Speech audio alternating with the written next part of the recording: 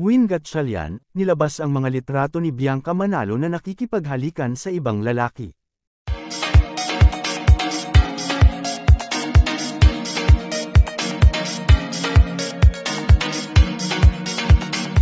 Ikinagulat ng publiko ang inilabas na mga larawan ni Senador Win Gatchalian kaugnay sa umano'y pagtataksil ni Bianca Manalo.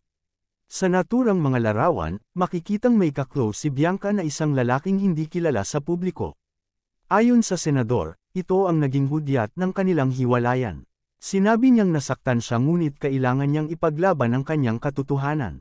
Nanatiling tikom ang bibig ni Bianca sa mga kontrobersyal na larawan. Hindi pa rin malinaw ang pagkakakilanlan ng lalaking kasama ng aktres. Maraming netizens ang nagbigay ng kani-kanilang opinyon tungkol sa issue.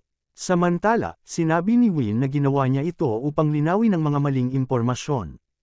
Nagdesisyon na umano siyang mag-move on mula sa nangyari. Hiling niya ang kapayapaan at paghilom sa parehong panig. And this are Chika for today mga ka-showbiz, sana nag-enjoy kayo.